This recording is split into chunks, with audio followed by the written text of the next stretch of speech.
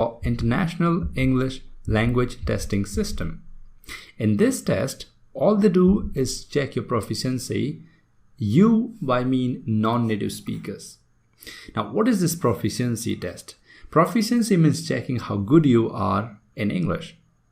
And by non-native, I mean people who are living in a country where English is not spoken as the primary language or the first language. Let me tell you and give you an example of countries such as Canada, Australia, US, New Zealand, such countries. There are total 8 countries. These countries have the first language as English. Apart from that, countries like India, China, and most of the Asian countries, African countries, South American or European, they don't speak English as their first language. They have it as second language or maybe third language. For them, it's must to write this test if they want to go to these countries. For example, I want to go to Australia to study, or let's say I want to go to Canada to work. Then I have to write IELTS so that I can show my proficiency. All right. Now, this test has been created by Cambridge University a long time ago. Well, year is not important. Important is to know that it was created by Cambridge University. What does it mean by that? And why do we need this information? See, Cambridge is in UK, and hence 80% of the English used in IELTS has British accent. Hence, I would recommend start watching British related movies or British accent movies. Most of the Hollywood movies are from US. Hence, you will see accent difference. And some of the answer might be incorrect, let's say in listening, because of that. All right, we'll see how to solve that problem later. But for now, let's start watching British accent movies. Okay. Moreover, there are types and categories in IELTS. There are 3 different things that you have to notice, 3 different types. Okay. Some of them are very important to take care of. Some of them are okay, you're fine with it. Some of them you can be cautious or you can be fine. For the first one, IDP and British Council. Let me explain what these things are. You might be hearing this a lot while you're registering for IELTS.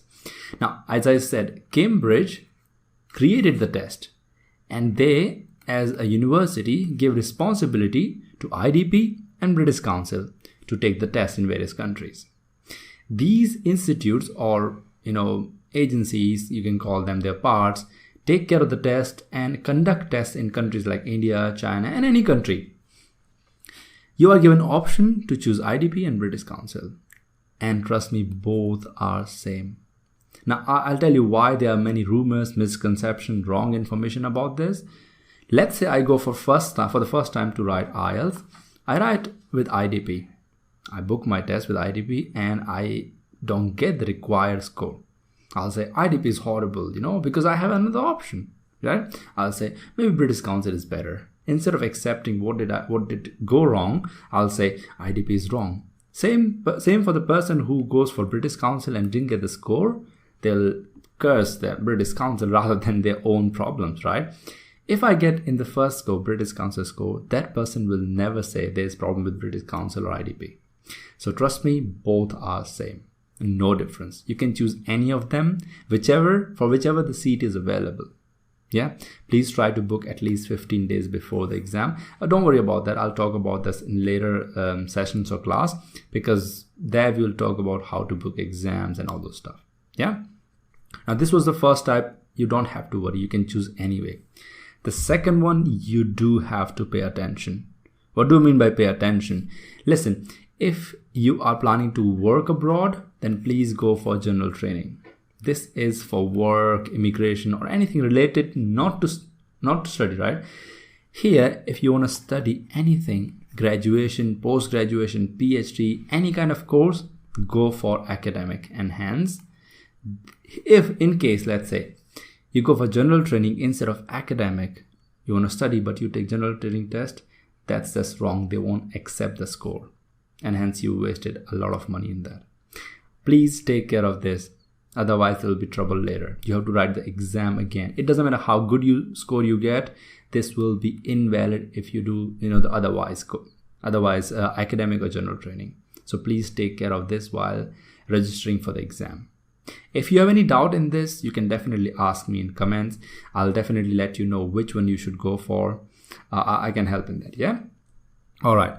The last one is paper and online. Now, what does it mean by paper and online? Earlier, the test was being conducted just paper test. That means paper and pencil. You have to write all the answer based on paper. You get a question paper, you get a pencil, you write the answer. But now, because every other test is online, so they are planning, or they already have started this, that they are taking tests online. I recommend, please go for paper. That is paper and pencil.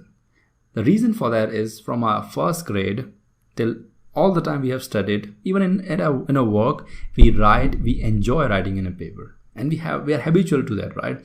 Studying online is a bit of a trouble, I would say. Yeah, because there is a study conducted and said that 30% speed decreases while reading in a screen rather than a paper. That's the reason when you watch TV, when you watch videos and you read book, after the book sometime you try to go back to the video because you're really slow. But if you read from a book, it's fun and it's faster. So please go for paper and pencil. That's my recommendation. And these are the three types or three categories in IELTS. All right. After that, we have something important as well, which is scoring. How are you scored in IELTS? In IELTS, there's nothing like marks or anything like or points. We have bands. These are the final ones. Now, what is the meaning of these bands? All right, we'll see on that part itself. Bands is a name of a scoring system created by IELTS, or let's say Cambridge, where you are scored from 1 to 9, where 9 is the highest and 1 is the lowest. There's nothing like 0.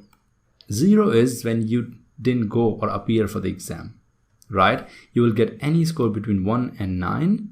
Depending on your situation or your requirement, you have to score according to that. If you score 9, that's well and good. It's highest. You don't have to worry about anything. Even 8, well and good. No worries. But there's one more. There's a catch. There are 4 modules in IELTS. That is listening, reading, writing, and speaking. If in case you score less in any of these, less compared to the requirement. So for an example, I'm a company who wants to hire someone from India. I'm staying in US, let's say. And I want you to come to US, and my requirement for my company is, let's say, 8 bands in listening, 7 reading, 7 writing, 7 speaking. In that case, what's going to happen? If you get 6.5 in writing, definitely you are not cleared the exam. You have to write the exam again. So module-wise score and overall score is required. So they might say something like 8 overall and not less than 7 in each. This is how they tell you what you require. I hope you understand what I mean by that. Yeah? Good. Now, there's one more thing that we must know about scoring. That is band and CEFR. There's something called bands and there's something called CEFR. They're different things and they're connected in a way which we don't know. Let me make you understand about that. If you look at CEFR, it stands for Common European Framework as a Reference for Languages. It's a way to test the levels in the language. So there are 3 different levels. A level, you can call them A1 and A2, B1 and B2, and C1 and C2. So this is basic, intermediate, and advanced, right? Now, bands are created from 1 to 9. These bands respond to these levels. So for an example, 8.5 or 9 is considered C2. So hence 8.5 to 9 is considered C2. Above this, it's C1. So basically speaking, they are responding to these levels, which are official levels in Europe. If you are learning any other language apart from English, like German, French, there are levels to learn. For example, if you learn A1, you get some score in there, you write another exam. So you see, these are those levels, CEFR levels. Band was created by, as I said earlier, Cambridge, so that it's easier for them to test others. Because these levels are actually very broad. They wanted something concrete. So these 1 to 9 are concrete. Moving ahead, if you look at here, we have listening and reading. We'll talk only about them for now. Moving ahead, we'll talk about other things, which are 4 modules. In these, we have 40 questions. Now, I'm not saying that I'm going to introduce these listening and reading right now. Only I'm talking about the scoring part. Okay. So we have 40 questions in both of them. These are similarities. And 1 point you get for one correct answer. So you get, let's say, you get 40 out of 40. Right? So this will be 9 bands. If you get 39 out of 40, you get 8.5 bands in reading. However, in listening, if you get 39 of 40 out of 40, you get still 9 bands. So there are some differences, but what I mean is one correct answer, 1 point, and hence 40 points you get. Out of 40, whatever you get, based on that, you get your band score. I hope you understand that. What I mean by this is listening and reading are like common in this, but writing and speaking have completely different criteria. So writing and speaking have something called 4 criteria. Now this criteria itself is a plural. We don't have to add s. The singular of criteria is criterion. There are 4 criteria for writing and speaking, and based on these criteria they test you and provide you bands. Now I'll give you an example of each, one criterion of each. The first one, let's say your vocabulary or lexical resource. The better vocabulary you use in writing, the higher score you get in writing. This is one of the criteria, trust me, there are many, so there are total 4. In speaking, one of them is fluency. Yes, the more fluent you are, the higher score you get. So not just this, there are 3 more, as I said. When we combine them and test you, and they create your score. Okay, not just one person, many people check your paper, like total 3, and then they give you the score. See, I'm not saying that I am introducing writing and speaking completely. This is just to tell you how you are being scored. Now, what happens in writing, what happens in speaking is completely different issue. We'll see that later. Okay, this is just for the scoring purpose. Now, most of you must be thinking which book to go for. There are many books online. Please don't go for online material. They are horrible. They are literally horrible. The reason for them to be horrible is they are not connected to Cambridge, right? So the books they create, they are not exactly according to exam or the test. So you might be getting good score in the online material. You might be getting bad score in the online material. But the exact material that you need, we call them the best book. The best book is the official Cambridge Guide to IELTS. So there's a guide called Official Cambridge Guide to IELTS. This is, in my opinion, the best book. It has everything. Yeah. Second book that is required for practice is a series. It's called the Cambridge Practice Test for IELTS series. There's a series ranging from 1 to 14. The 14th is the latest. Please start from 9 till 14. Practice only these books.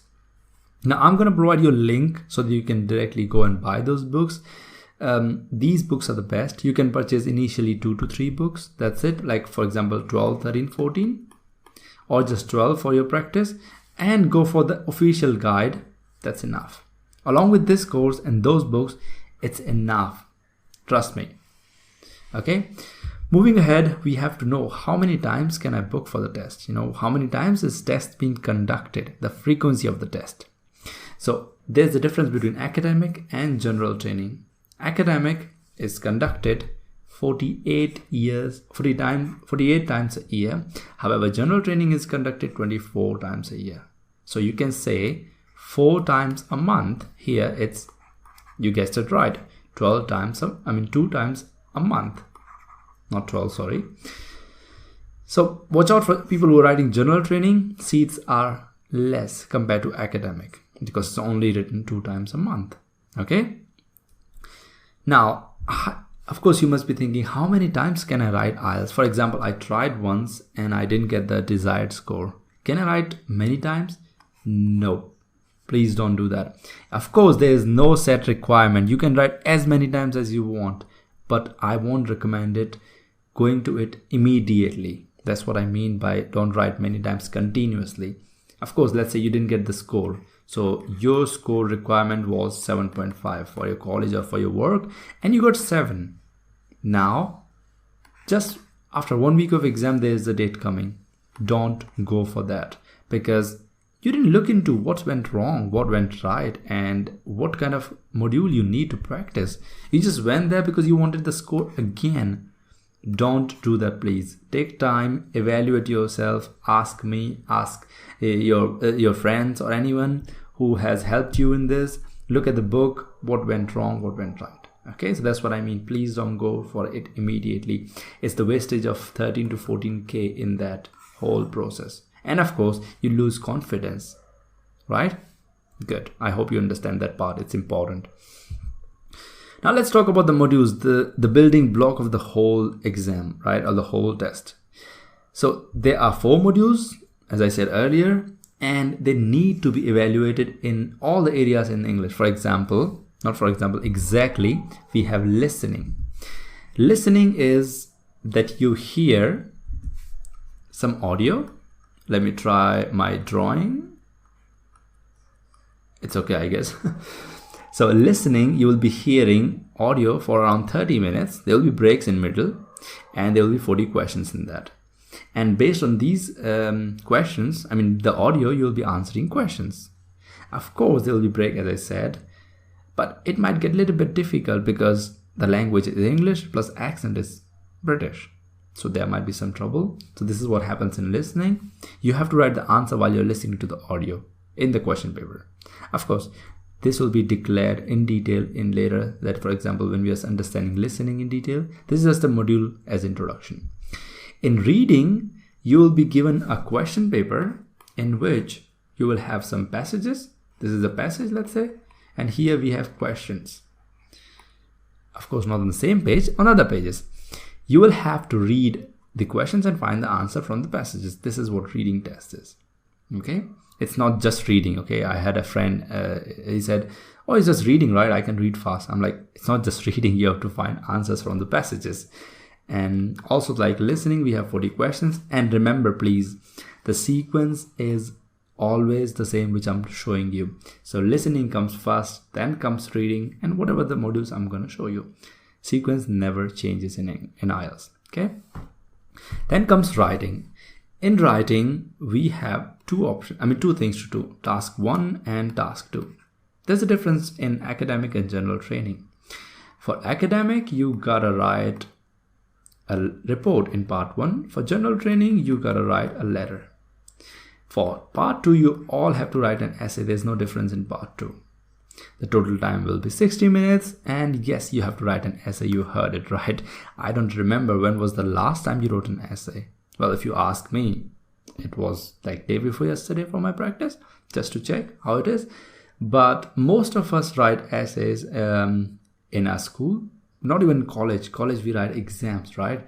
So it's a little bit weird and a difficult task in my opinion. So please practice this the most, writing. And the last one is speaking. This will be a formal interview or kind of a test. It will last for 11 to 14 minutes. Now I wrote it in the last, and I'm gonna draw a line here for a reason. Well, my line is horribly not straight. Now this part will be taken on a different day. What I mean by different day, this will be taken on the same day. So total time will be 2 hours and 45 minutes for the whole test. And this will be taken on a different day. That means plus or minus 5 days before or after this test. Let's say I have listening, reading and writing IELTS test on 25th of July. Then probably my speaking test will be anything between 20 to 25 or 26 to 30. So it could be 21, 22, 23, 24 or 27, 28, 29, 30, any of these. Now, how will I know when my test is? You will get a message on your phone, the registered phone on the website, of course a mail as well, and if you have any doubt, you can call the British Council or IDP wherever you booked your test. So this is what you can understand from speaking on a different day. It is the shortest one, and the venue, the date, the timing will be told. Please try to be a little bit early. I have seen people who have written these 3 tests on one day, and when this came, they couldn't reach. And of course, when you can't write one, they won't even give you score for this. So it's all gone. Try to be a little bit early based on what time they gave you. All right. So these are the 4 modules that you have to understand and write. Detailed will be in coming sessions. This is just a mini introduction, right, for you to understand. Now, once you write all the tests, that is speaking, after 13 days, you will get your score. And that will be online. That means you will get a registration number. You can check on their website. They'll tell you where to look for. And of course, you'll get a message or a mail that, oh, your result is out. Please check it. That will be wonderful to get an alert, right? If you want a hard copy, well, you can get it, but it will take some time, like 30 days. It will be sent to you by a post, and you can just, send it to anywhere as a copy. But remember, you will get first online, and then you'll be sent hard copy. I hope I'm clear about this. Any doubt about the structure or the IELTS or result, please write in the comments, or you can ask me through the mail ID which I have provided in my details. Yeah, you can message there. And last but not the least, the passport. See, I have seen plenty of the people crying after some time because of passport. And why does that happen? I'll tell you. It is a must for registration of IELTS. So let's say I'm going for registration of IELTS and I have all the details filled, and they say, please fill your passport number. And I say, I don't have a passport. They say, please remember, you cannot write the test. The reason for that is simply, without a passport, how would you go abroad? And you're writing a test for abroad. So they don't allow you to write IELTS without passport. Now, why did I say many people have messed up? So let's say my test is in the next month of 25th. I tried booking on 5th of the same month, and I recognize I have no passport. Yeah, what's gonna happen? I'll go to the agency, or I'll go to the where we can get passport service, and they'll say it's gonna take some time to get passport. Now you have 2 options: either give up or pay more to get the passport, like you might get in 4 days. And by that time, you might miss your seat in IELTS exam. So please do it right now. If you're planning to write IELTS soon, get your passport ready so that we can register easily. Okay, and this was the end of your session.